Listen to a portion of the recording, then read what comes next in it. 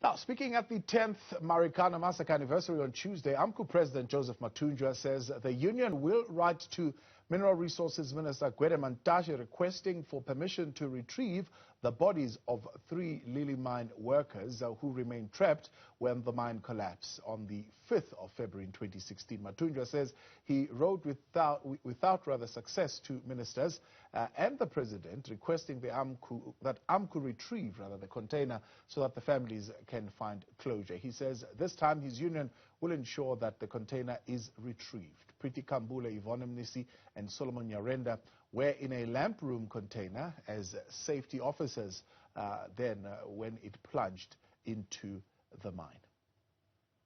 General Secretary, write to Babu Gwede Mantashe to give us the permission to go and get that container. We don't need a white monopoly capital. We'll do it ourselves as black because we want to bring dignity to us. Yes, you know that we are going to get that container. We must come back next year and report that the container is out. That's what we have to come and report. To show ukuthi sizozenzela singabantu base-Afrika sizozenzela thina. But uma siqeda ukuzenzela leya mine mayi-ownwe ngabahlali baselili mine. Let them take full control of that mine. That valley and that mine must be owned by the people of Lily Mine. The families of the victims of the Lily Mine tragedy have expressed surprise at Mathunjwa's undertaking. They say they haven't heard from him in many years and hadn't been briefed about Amcu's plan. Joining us now to explain this is the spokesperson for the Lily Mine families, Harry Mazibuko. Good evening and thank you very much for your time and for joining us tonight here on In Focus. Have the families been consulted about this decision that Amcu is saying it's going to take by next year to retrieve that container? A very good evening to you and the viewers as well. So let me begin by saying condolences to the victims of the families of Marikana, all of them. So we as the families of the Lily Mine victims, we find it very, very difficult to understand what the president of Amcu has said by saying that they are assisting us, because we find it very difficult to understand how could one assist one another, yet there is no communication amongst the both of them.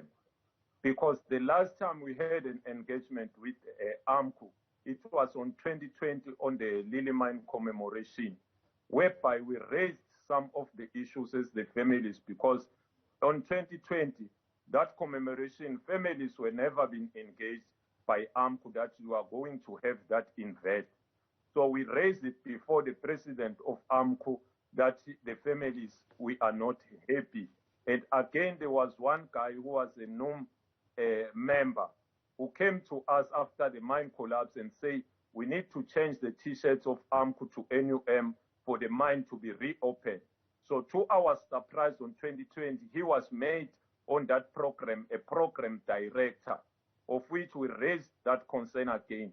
So what President Mathunjwa said to us as the families, he said he's going to convene a meeting in 2 weeks where we're going to clear those differences amongst ourselves. We are still waiting for that meeting. And again, he said on that date, he's pledging with his February 2020 salary for the container to be retrieved. So what he has said the day before yesterday, it's not for us to judge it whether it's possible or doable. But the question that is dwelling in us is that how could you assist one another, yet there is no communication. Yeah. Do you place any value in any of the promises made now or even the promises made in February?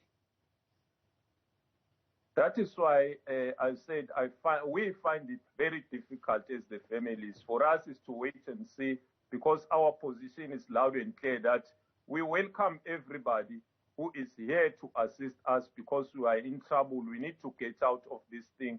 As the families, we need closure. All we need is closure. irrespective of who is coming with that assistant. I remember, and again, the very same, our president, Mr. Mathunjwa, he mentioned Mr. Herman Mashaba as an opportunist coming to assist us, but we prefer him because even last week, he sent a legal representative from his political party to come and check on us, preparing to write to the Supreme Court of Appeal to prioritize the issue of Lily Mine. And even on the 31st, the president of Action SA, Mr. Mashaba, was there at the same mine. So we believe in what you see.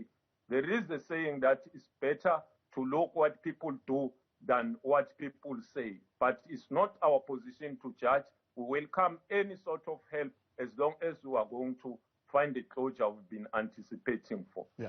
So if President of Amcu, Joseph Mathunjwa, was to fulfill this promise, or at least was to reach out to you and express what he has said there, where he says he wants permission to retrieve the container, as the families, would you give him that permission? Yes, we'll do. That is why our position is clear, that we welcome everybody as long he is of our assistance. We will welcome him. We haven't got issue with anybody. All we need is help, and we are not selective as to who must help us, who mustn't help us. All we need is help for us to have closure. But it's questionable because 2020, we've been promised a meeting by the president of Amcu. That didn't happen. He said on the national television that he's pledging with his 2020 salary. So we've got a lot of questions to ask him for clarity's sake, not that we're fighting anybody. Yeah, but yeah. it's Do you have anything in mind as to why the 2020 February promise, for example, of the salary was never fulfilled? There's only one way we can understand that, is through communication, be it telephonically, be it because it's the president, he can send one from his offices or local, the other regions. As long as we get the message that, yes, so that we'll believe whatever he's saying, because the 5th of February and the 16th of August is only when we hear Amcu saying is working tirelessly to solve our issue. So the question is, if you are dealing with the issue, assisting somebody, you go to that particular person and say, this is what I did, this is where we stuck now, this is what we intend to do, this is our plan to tackle this issue. We're together fighting this, like what Herman Mashaba is doing, you see. Yeah. So where is the issue stuck at this particular point? You're saying as early as last week, Herman Mashaba sent his legal team to come and assist you. What is the bottleneck, and what legally needs to be unblocked? The long and short is that the business rescue practitioners, because remember the company is under business rescue, so the business rescue practitioners are not playing by the book. They are not following the procedures, and one of them, it includes that one of their responsibilities to update the affected parties, that include us as creditors. And the Mbombela High Court, twice, they find that the business rescue practitioners are not acting at law, are at foul, because there was a situation where they wanted to amend and implement the business rescue plan that we updated. So investing company dragged them to court, and the court proved that yes, they are not acting by the book, you see. So now the company has appealed that court judgment against the business rescue practitioners. To our surprise is that the company is appealing that judgment, of which Amcu, again, they filed to oppose the investing company without our consent. When we read the constitution of Amcu, it states that Amcu takes mandates from the employees, but in this case, that didn't happen. So it's one of the questions, if we have to meet with the president or Amcu representative, we need clarity on. Yeah. The president of Amcu saying when they come and retrieve that container, they are going to insist that the ownership of that mine changes hands and it is given to the employees and the people of Lily Mine. Do you have any hope in in that arrangement, and you think that is something that certainly Amcu can push for in a convincing way for you to be able, as workers of Lily Mine, to get ownership of that mine? Yes, that maybe it's possible, but maybe after 100 years. Because remember, to get permission from DMRE, we have to present a proof of funding. We have to present your plans, the mining plans itself, and the plan to retrieve the container.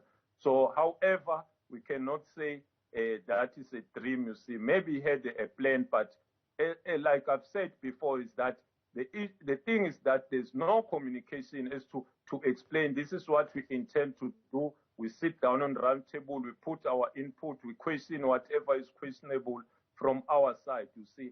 That is why the long and short is for us to wait for his plan, or the proper plan. We don't know, because nobody is communicating it to us as the families.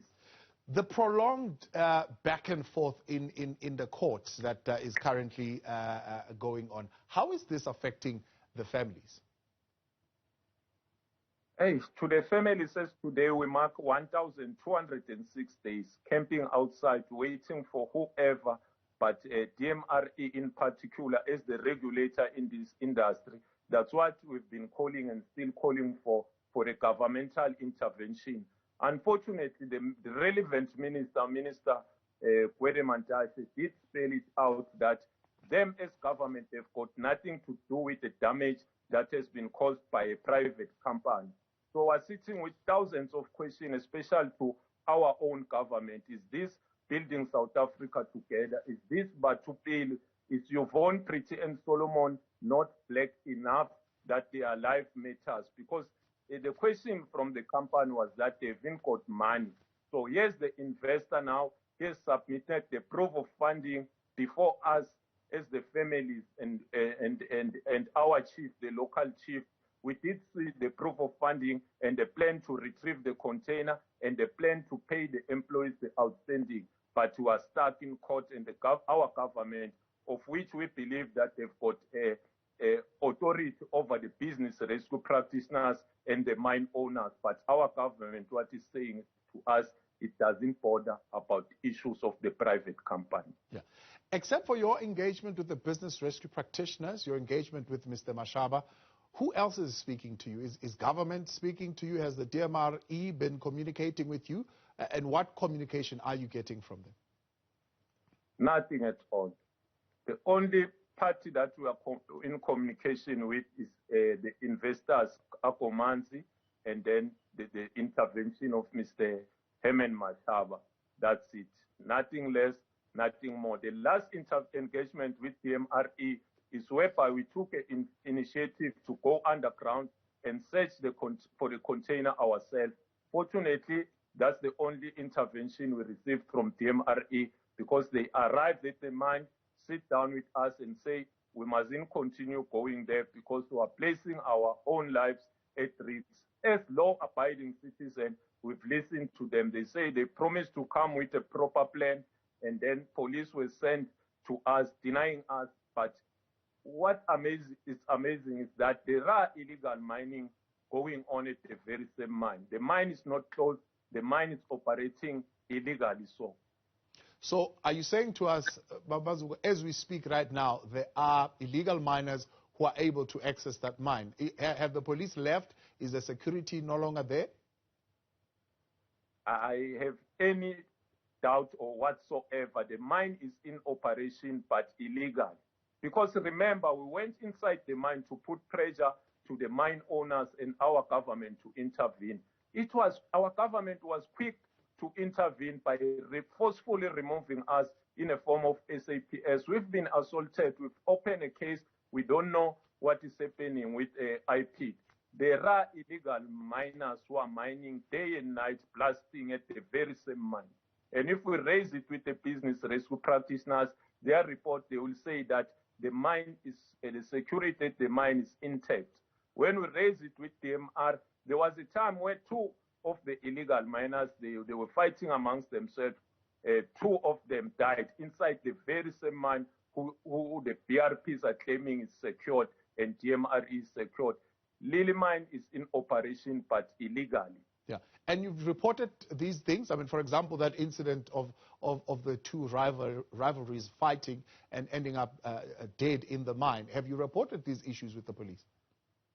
Prior that incident where 2 lives were lost, we've been reporting and they were denying. After that incident, it's whereby a helicopter and the cops were sent to raid there. It was just for 2 to 3 months, then back to normal. The mine is in operation, but illegal. We are staying there because, remember, the court order that was served to us, it says we must be 1,000 meters away from the mine. As law-abiding citizens, we are 1,000 meters away from the mine. We can hear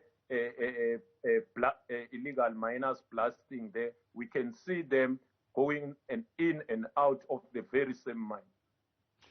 Are the families still hopeful? Do they still believe that the bodies can be retrieved? Yes, it's difficult to see. As Africans, we still believe, and DMRE itself, through intervention of Mr. Mashaba, lastly they said, indeed, the container is retrievable. So all we're waiting for is authority. Who's going to give the investor, the one who's qualified, who's not chosen by us as the families, by all the experts in government. That's what we're waiting for. So it's killing the morale of the families because the question was money, and there is money. We've seen the proof of funding. It's just a court battles of ownership. That's what is delaying the closure we've been anticipating for. Mazibuko, we appreciate your time and thank you very much for coming through and honoring our invite tonight to be a part of this conversation. That is Mazibuko. He speaks on behalf of the Lily Mine families.